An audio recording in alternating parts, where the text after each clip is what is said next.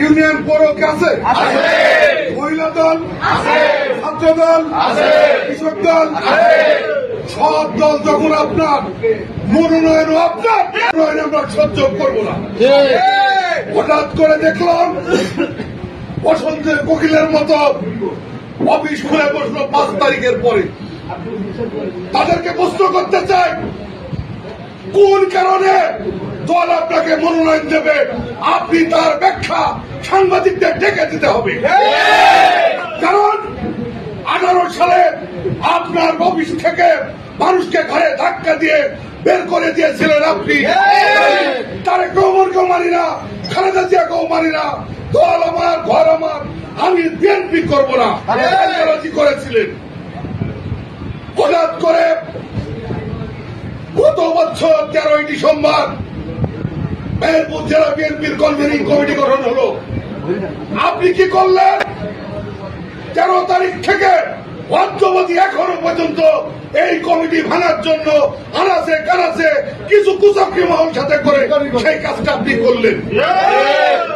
Tarique Rahman committee দিল, আপনার গায়ে সহ্য হলো না, আপনি কমিটি ভাঙতে গেলেন। তারেক রহমান একটা ফোন দিয়েছে, আপনি এত লাফাচ্ছেন কেন? কি কারণে লাফাচ্ছেন?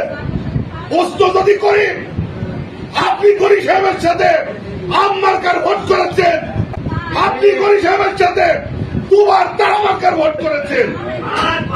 বিএনপি কবে করেছেন? 8 সালে দল মনোনয়ন দিয়েছিল, জনগণ আপনাকে এমপি বানিয়েছিল। কি করেছিলেন? একটা উদাহরণ দেব। একজন বৃদ্ধ বয়স্ক লোক 300 টাকার ঔষধ লাগবে, এমপি সাহেবের কাছে গেছে ঔষধ কেনার জন্য। উনি উত্তর দিল, আমি কি মেডিসিনের দোকান খুলে বসেছি? আপনি ভোট দিয়েছেন কাদের? জনগণ আপনাকে ভোট দিয়েছিল। আপনি কথাটা ভদ্রবাবু তাকে বুঝাতে পারতেন না, বলে মেডিসিনের দোকান খুলে বসেছেন। আজকে আবার এমপি হবেন। গান্ধীর জনগণ আপনাদের মতো বাটপাতদের 2.5 হাতে লাঠি হাতে করে বিতাড়িত করবে।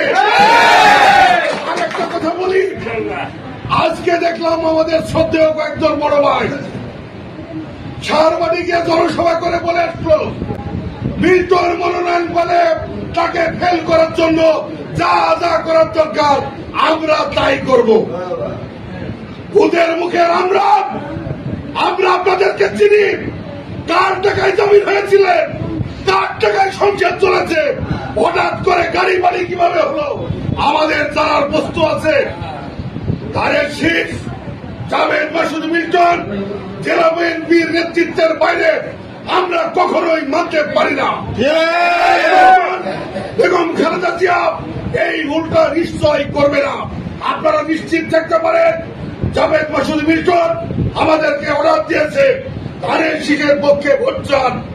আমরা আপনাদেরকে বিনয়ের সাথে বলতে চাই, তারেক রহমান এত দুর্বল নেতৃত্ব না যে একটা নষ্ট মানুষের কাছে তাদের শীষ দেবে, এটা আমরা